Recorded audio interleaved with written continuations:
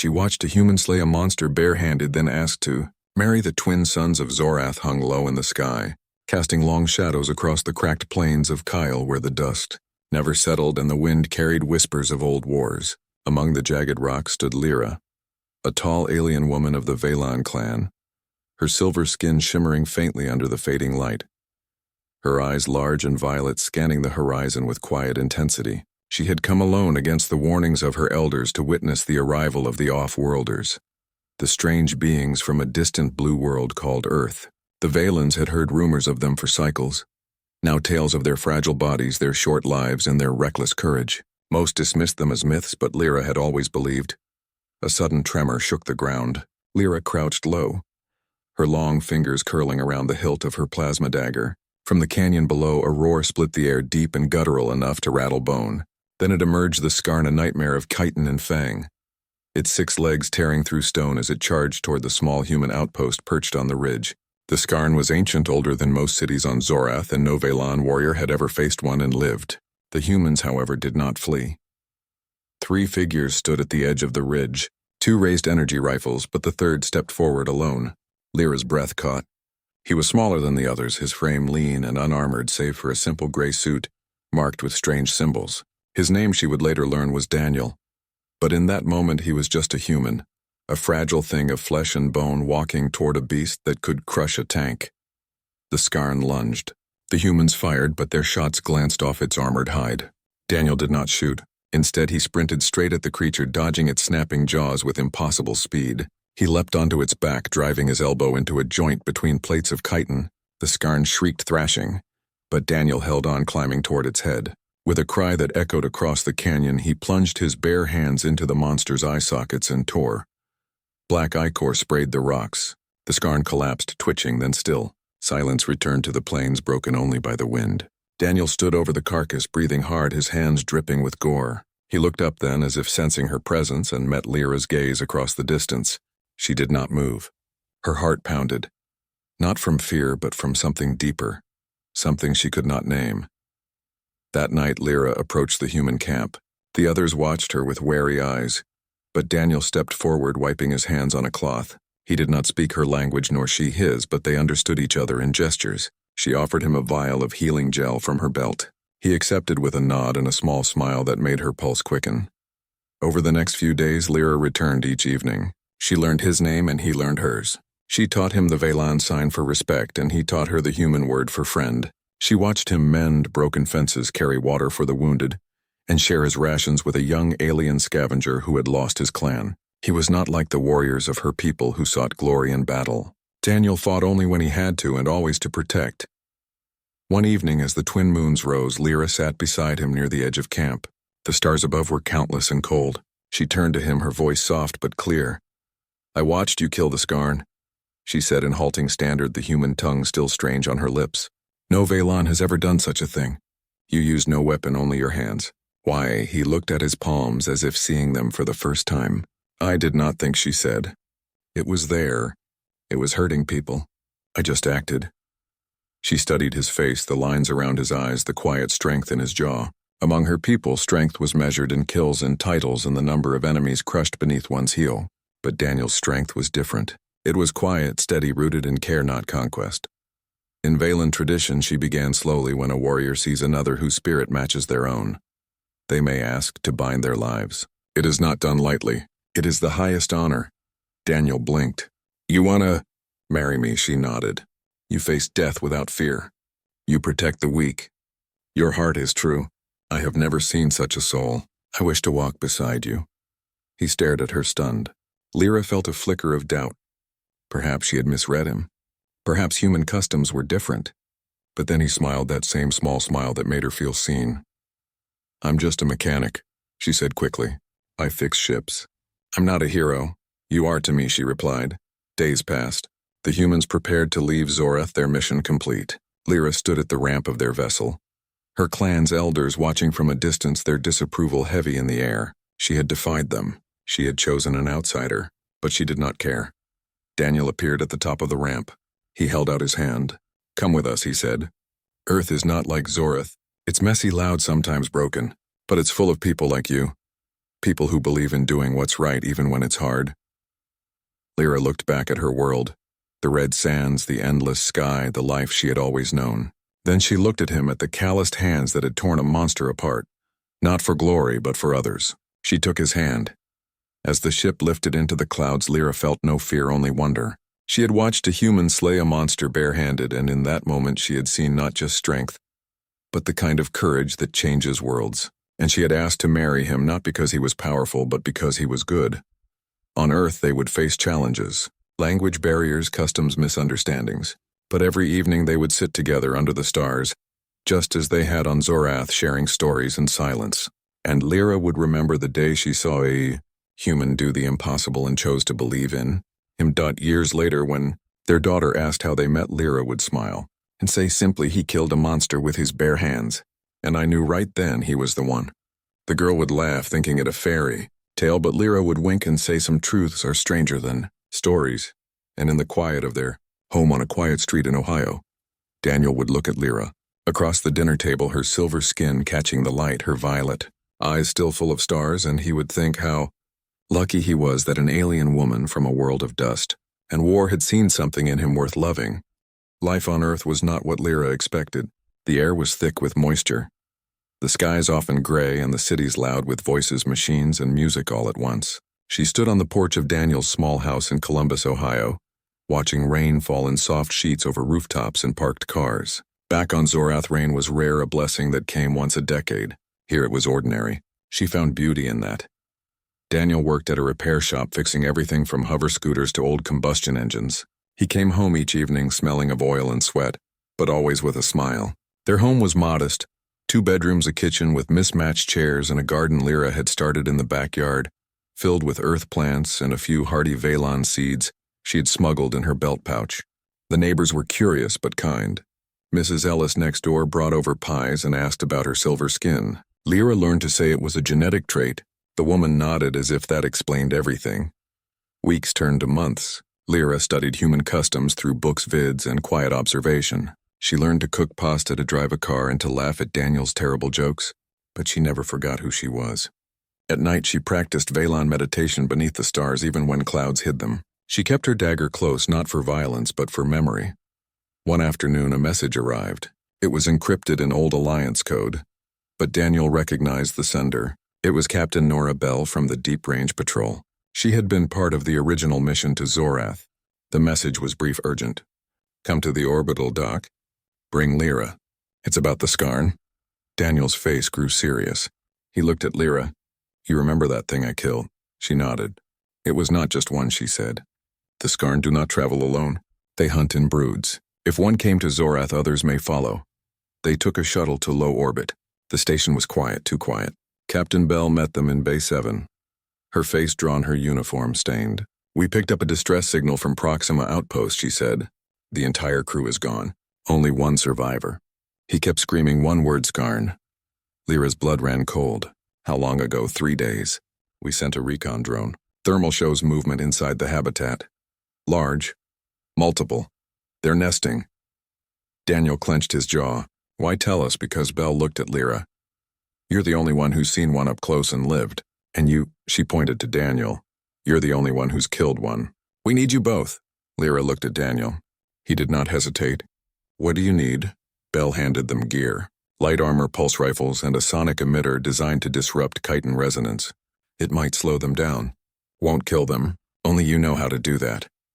The dropship ride was tense. Lyra stared out the viewport at the dark curve of Earth below. She thought of her garden, of Mrs. Ellis's pies, of Daniel humming in the kitchen while fixing a broken lamp. This fragile piece felt more precious than any victory on Zorath. Proxima Outpost floated in silent orbit around Mars. Its lights were out, its hull scarred with deep gashes. The airlock opened with a hiss. Inside the corridor was dark and cold. The smell hit them first, coppery and sour. Blood and decay. They moved in pairs, Bell and her 2 Marines ahead, Daniel and Lyra behind. Every step echoed, then a skittering sound from above.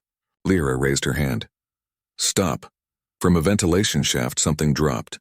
Not a full-grown Skarn, but a juvenile, its carapace still soft, its eyes milky white. It lunged at the nearest Marine. Daniel fired the pulse rifle. The blast threw the creature back, but it rose again, screeching. Lyra did not wait.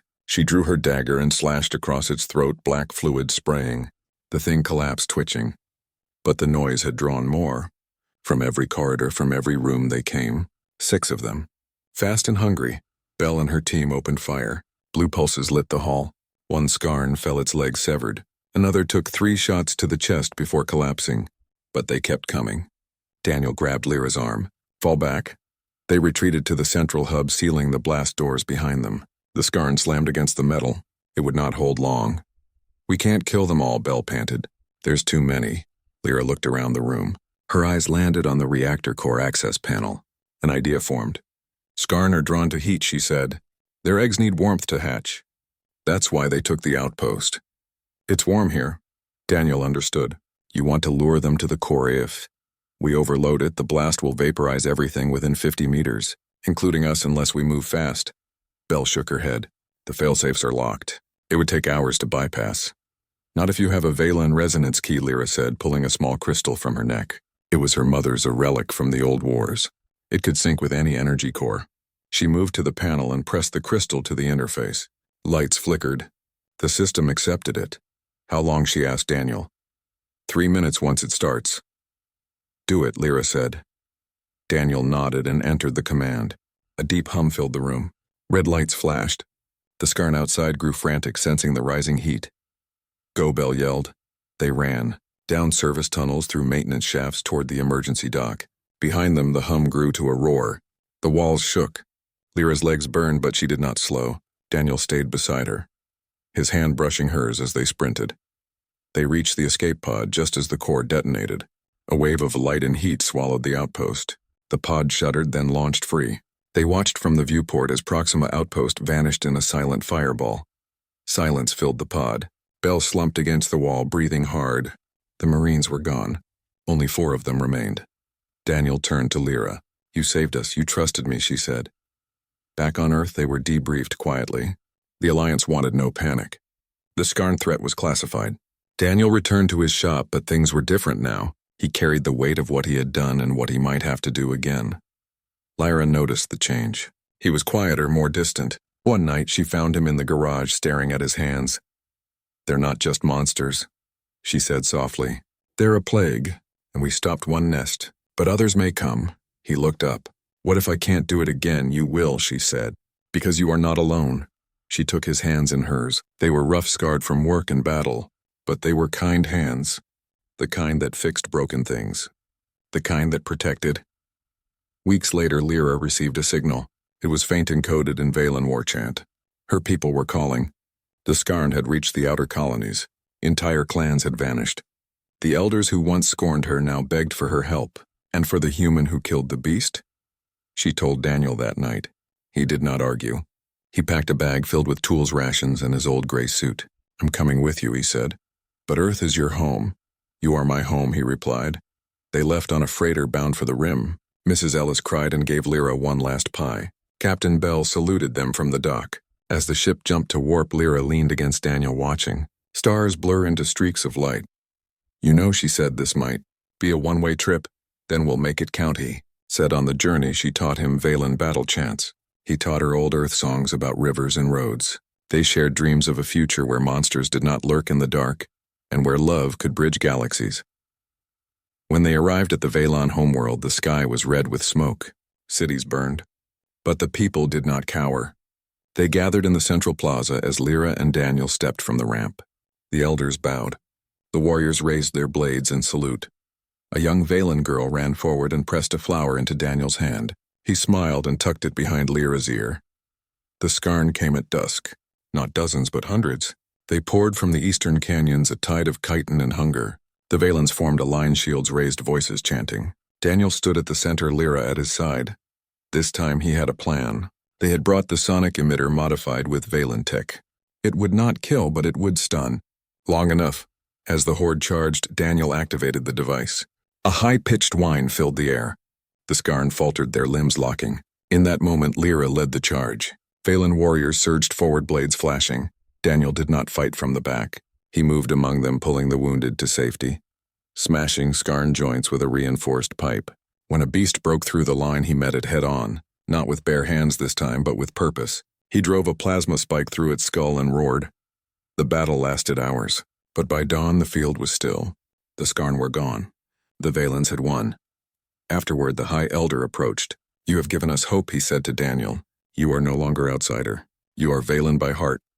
Lyra took Daniel's hand. They stood together before their people, not as alien and human, but as partners. In the weeks that followed, they rebuilt. Daniel helped design stronger walls. Lyra taught warriors new tactics, and every night they walked the ridge where she had first seen him slay a monster. One evening he turned to her. "Do you ever regret leaving Earth?" She looked at the twin suns setting over the plains. "I left a world," she said, "but I found a home." And he knew she meant him. They would face more battles. The Skarn were not gone, just scattered. But as long as they stood together, they were not afraid. For she had watched a human slay a monster barehanded and asked to marry. And he had said yes, not knowing it would lead to war, to loss, to glory, but also to love. And that was enough. Peace did not last. The Skarn were not gone, only driven back. Whispers came from the outer rim of the galaxy. Entire colonies vanished overnight. No bodies, no wreckage, just silence. The Alliance called it the Hollowing. The Valens called it the Great Hunger, and both knew it was only beginning. Lyra stood on the balcony of the stone keep she and Daniel now shared in the highlands of Vela. Below, the city bustled with renewed life. Children played in the courtyards. Warriors trained in the dust and farmers brought in the first harvest since the war. But Lyra's eyes were on the stars. She felt it in her bones, a cold pull like a tide dragging toward darkness. Daniel found her there, as he always did. He carried 2 mugs of steaming root tea. The earth blend he still missed, but had learned to mimic with local herbs. He handed her one and leaned against the railing beside her. "You're thinking about them again," he said. She nodded. "They're learning, adapting. Last report said they avoided sonic fields now. They're smarter, or someone is teaching them." Daniel said quietly. That thought chilled her more than any winter wind. The Skarn were beasts driven by instinct. If they were changing, it meant something else was guiding them. Something older. Something worse. A chime sounded from inside. A priority message from the Alliance Council. They were summoned to the neutral station orbiting Kestros. No reason given. Only urgency. They took a Valen cruiser, sleek and silent, painted in the colors of unity. The journey took 2 days. Daniel spent most of it in the engine room tinkering with the grav coils. Lyra walked the halls speaking with the crew, listening to their stories. She was no longer just an outcast who married a human. She was Commander Lyra of the Twin Suns, a title earned in blood and trust. Kestros Station hung in the void like a silver seed. It was old, built before the Great Wars as a place where enemies could speak without weapons. Now it was the last hope for peace. They were met by Envoy Claire Mitchell, a human diplomat known for her sharp mind and sharper tongue. She led them through sterile corridors to a sealed chamber. Inside waited 3 others. A Krell ambassador with obsidian skin and 4 eyes. A Silthian with feathered arms and a deep voice, and a figure cloaked in shadow. The cloaked one stepped forward. The hood fell. Lyra gasped. It was her brother Kale. He was supposed to be dead, lost in the first Skarn attack on the Eastern Spire. His armor was scarred, his face thinner, but his eyes were the same fierce violet as hers. "Kale," she whispered. "I survived," he said, "but not by luck. I was taken, studied. They wanted to know why a Valan would fall so easily. Then I saw what they really are." "Who studied you?" Lyra asked. "The ones behind the Skarn. The old ones. The Watchers." The room fell silent. The Watchers were myth. Ancient beings said to have shaped the first galaxies, then vanished. Some believed they were gods. Others called them ghosts. "They are real," Kale said. "And they see us as pests. The Skarn are their tools, their cleaners. They send them to wipe worlds that grow too loud, too fast, too free." "Why now?" Daniel asked. "Because of you," he said, looking at Daniel. "Because a human with no armor, no weapon, no fear killed one of their perfect beasts. It broke their pattern. Now they watch you, and they fear what you might become." Claire leaned forward. "What do they want to reset the galaxy? To burn it clean and start again? And they've chosen Earth as the first." Daniel went pale. "Not Earth. Not again." Lyra gripped his hand. "We won't let them." Kale nodded. "But we cannot fight them alone. The Alliance is fractured. The Krell and Silthians barely speak to humans. The Valens are still healing. We need a symbol. Someone the galaxy can rally behind." He looked at Daniel. "You are that symbol." Daniel laughed bitterly. "I'm a mechanic from Ohio. I fix engines. I'm not a leader. You are the man who killed a monster with his bare hands, Kale said. That story has spread farther than you know. On a dozen worlds, children whisper your name when they are afraid. You are hope. Lyra saw the weight settle on Daniel's shoulders, but she also saw the spark return to his eyes, the same spark she had seen on the plains of Kale. What do we do? Kyle activated a holomap. The Watchers have a core world, hidden in the dead zone where no ship dares go. If we destroy it, the Skarn lose their hive mind. They become mindless again. Easier to kill. It's a suicide run, Claire said. Maybe Daniel said. But if we don't go, they'll come for us anyway. Better to meet them on our terms. Plans formed quickly. The Alliance would provide ships but no soldiers. Too risky. This had to be deniable. Only volunteers. Only those who believed. Back on Vela, they gathered their team. 10 warriors, including Kale. 3 human pilots, 2 Krell engineers, and a Silthian medic named Alira, who had lost her entire flock to the Skarn. Daniel modified the cruiser, adding stealth plating and a pulse core that could overload in a controlled burst. Lyra trained them in close combat silent movement and Valen mind discipline to resist fear. The night before launch, Daniel sat with Lyra in their garden now filled with both earth and Valen flowers. Fireflies glowed around them, tiny stars in the dark. If I don't come back, he said. You will, she said, because I will not let you die. He smiled. You always say that, because it is true. They kissed under the twin moons, then walked to the ship hand in hand. The dead zone lived up to its name. No stars, no comms, no light. Only black. The cruiser moved like a ghost. Daniel piloted from the front, his hands steady on the controls. Lyra stood beside him, her eyes scanning every shadow. Then they saw it.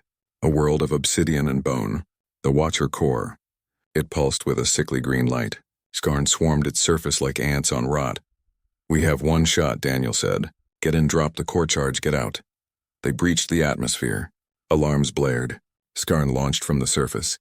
The Krell engineers fired point defense cannons. The Silthian medic kept the wounded calm. Kale led the boarding team through the hull breach. Lyra and Daniel stayed on the ship. He needed to keep the engines hot for a fast escape. She watched the feed from Kale's helmet cam. Corridors lined with pulsing veins, walls that breathed. At the center, a massive brain suspended in fluid. The hive mind. Place the charge, Kale said.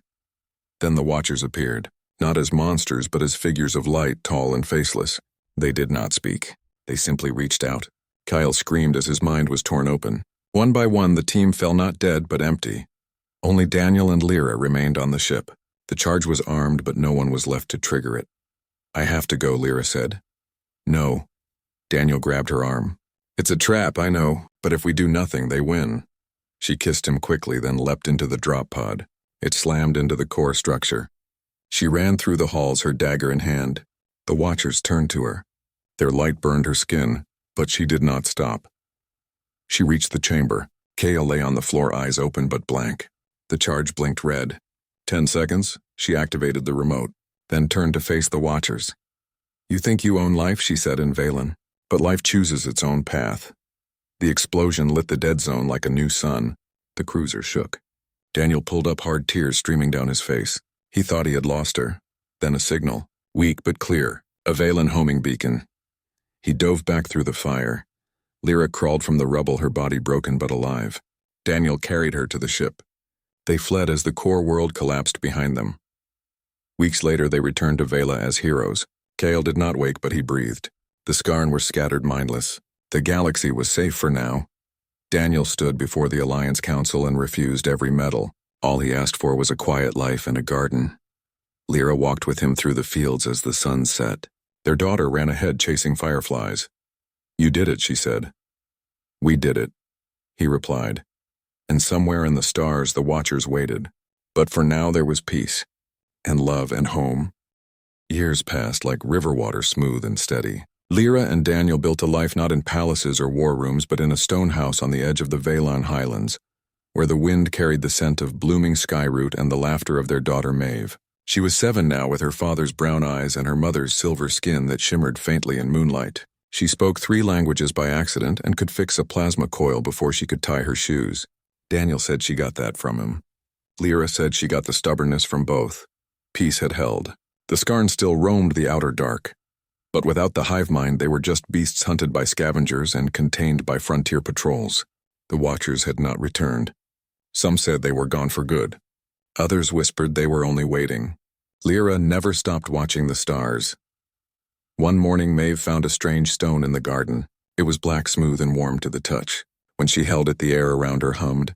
Lyra took it from her gently, but the moment her fingers closed around it, a vision struck her like lightning. She saw a city of glass burning under twin suns. She saw Daniel standing alone on a broken bridge, his hands raised not in fight but in surrender, and she saw Maeve walking into a shadow that had no end. She dropped the stone. It cracked open, revealing a tiny core of green light pulsing like a heartbeat. Daniel found her trembling on the porch. She told him everything. He did not laugh. He had learned long ago that Lyra's visions were never dreams. That night they called Kale. Though he had never fully recovered from the hive mind attack, his mind was sharp in ways it had never been before. He could sense things others could not. Echoes, ripples in time. He touched the stone and his eyes went white. They are not gone, he said. They are growing. And they want her. Maeve, she carries something they lost. A spark from the explosion. A piece of their core lives in her blood. Lyra's heart froze. All this time she thought the war was over, but it had only changed shape. The Watchers were not coming for the galaxy.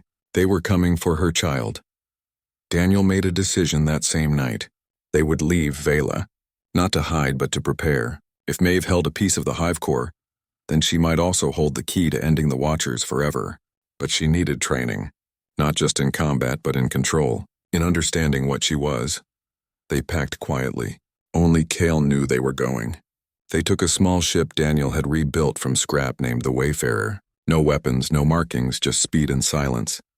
Their destination was the Ash Belt, a ring of dead moons orbiting a collapsed star. It was lawless, forgotten, and perfect for what they needed. There Daniel had heard rumors of the Silent Ones, an order of exiles who studied the old forces not to use them, but to balance them. The journey took 6 weeks. Maeve spent most of it in the cockpit asking questions. Why do the stars blink, Daddy? What is fear, Mama? Can I talk to the ship? Daniel taught her to read star charts.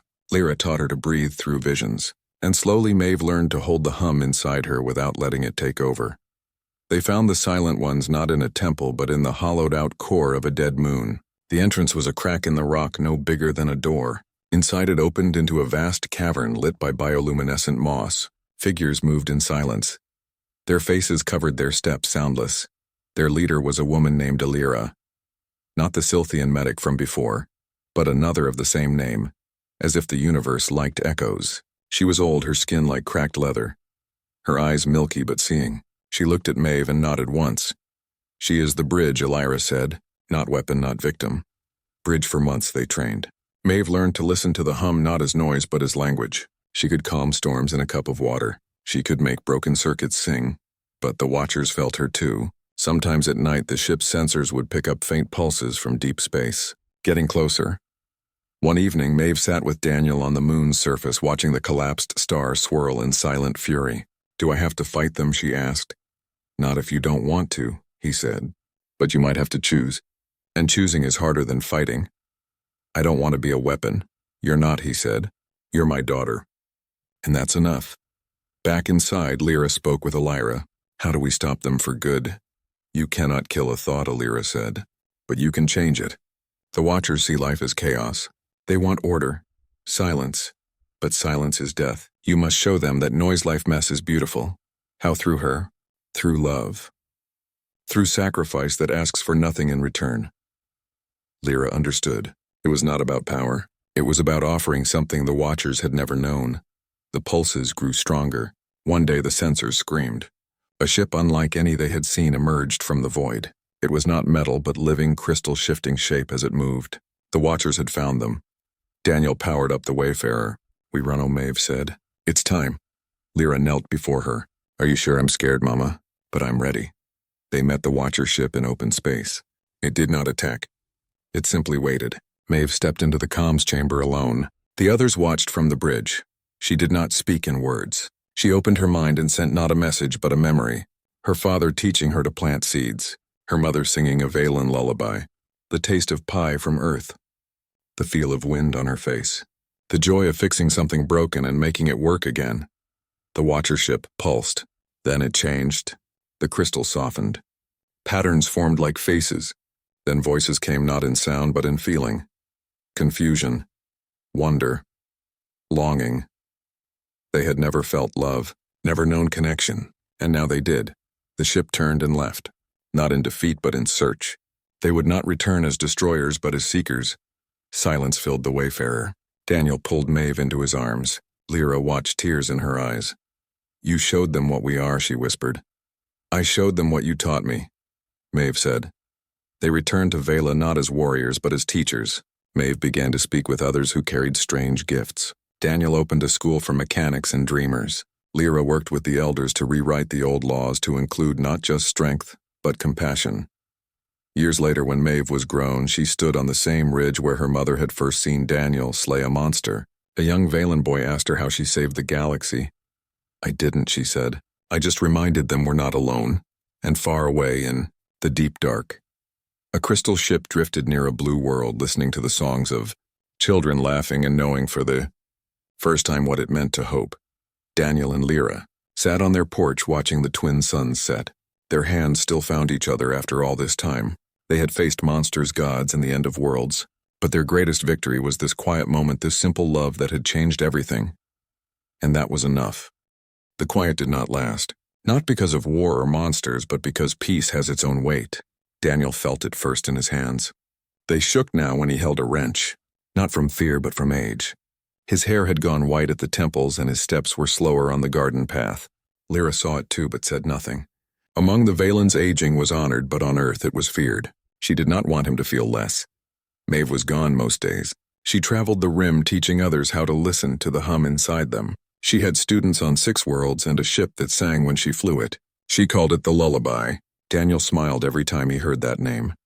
One morning a signal came, not from the Alliance, not from old friends, but from a place no one had heard from in decades. Earth. The message was short, broken by static. "Help us." The silence is back. Daniel stood very still. Lyra watched his face go pale. She knew what it meant. The Watchers had not returned, but something else had. Something that fed on quiet. They took the Wayfarer. Not because they had to, but because they could not go. Maeve met them in orbit above Mars, her face tight with worry. "I felt it too," she said. "Earth's song is fading, like someone turned down the volume on the whole world." They landed in what was left of Columbus. The streets were empty. Cars sat unmoved. Doors hung open. But there were no bodies. No signs of struggle. Just silence. Even the wind seemed to hold its breath. Mrs. Ellis's house was still standing. The porch swing moved slightly, though there was no breeze. Daniel stepped inside. The pie dish sat on the counter, clean and dry. A cup of tea, half drunk, sat on the table, cold for weeks. "They're not dead," Maeve whispered. "They're paused." Lyra touched the wall. A faint vibration. Like a heartbeat slowed to once a century. "This is not the Watchers," she said. "This is something older. Something that sleeps between stars." In the basement of the old library, they found the source. A sphere of black glass no bigger than a child's head. It pulsed with a slow, deep rhythm. Around it, the air shimmered like heat on stone. Daniel recognized it. It was like the stone Maeve had found years ago, but colder. Emptier. "It's a slumber seed," Maeve said. "The ancients used them to survive the great voids. They would put whole worlds to sleep and ride them like ships. But these were lost. Forgotten. Someone woke it up. They traced the signal to a research outpost in Antarctica. The Alliance had been digging, looking for old tech. They found more than they bargained for. The outpost was buried under ice. Inside, scientists sat at desks frozen in time. One still held a data pad. The last entry read, "We thought it was power. It is hunger." The seed was not alone. There were 12, scattered across the globe, each one slowing time around it. Soon the whole planet would fall into a dream with no waking. "We can't destroy them," Maeve said. "If we break one, the release of time energy could tear the planet apart." "Then we wake them gently," Lyra said, "like a child from a nightmare. But it would take a voice the planet knew, a voice tied to its heart." Daniel looked at his hands. "I'm just a mechanic." "You're the man who saved Earth twice," Maeve said. "And you're its son. It will listen to you." They returned to Columbus. Daniel stood in the center of the empty street. He closed his eyes and began to speak. Not in commands, but in memories. He told Earth about his first bike ride, about fixing his dad's old truck, about the smell of rain on hot pavement. He spoke of Lyra's laugh, of Maeve's first steps, of Mrs. Ellis's apple pie. He spoke of love not as grand gesture but as daily choice. Lyra and Maeve joined him. Lyra sang the Velan song of roots and stars. Maeve hummed the frequency of the hive core, now turned to healing. Together their voices wove a net of warmth around the slumber seed. The sphere cracked. Light poured out, not green, not black, but gold. Time rushed back like a held breath released. Birds cried. Cars beeped. A child laughed down the street.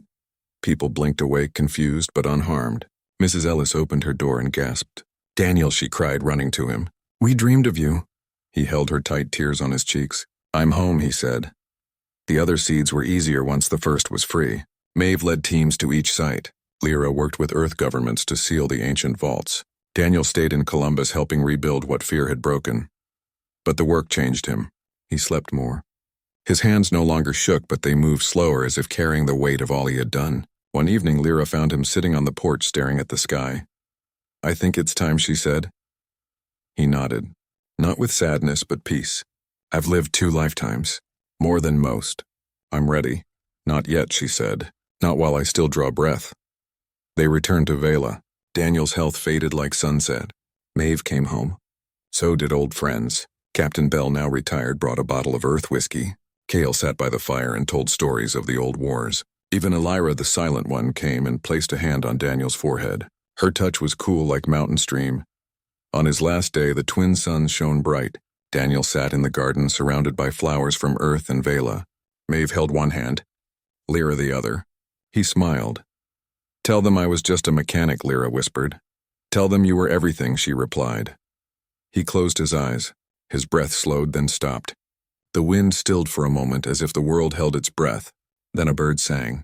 Life went on. They buried him under the skyroot tree where he had proposed to her so long ago, not with ceremony but with silence and stars. Months passed. Lyra walked the garden alone but not lonely. Maeve stayed longer now, helping her mother tend the flowers and rebuild the school. One day a young human boy arrived. He had Daniel's eyes and a box of old tools. "My name is Leo," he said. "I'm from Columbus. I want to learn." Lyra looked at him, then at the sky. She saw not an end, but a thread continuing. "Come," she said. "Let me show you how to fix a broken world." And in the quiet of the highlands the work went on, not with swords or ships, but with kindness, with memory, with love that outlived even death. For she had watched a human slay a monster bare-handed and asked to marry. And though he was gone, his courage lived in every hand that reached to help, every voice that chose kindness over fear. And that was enough.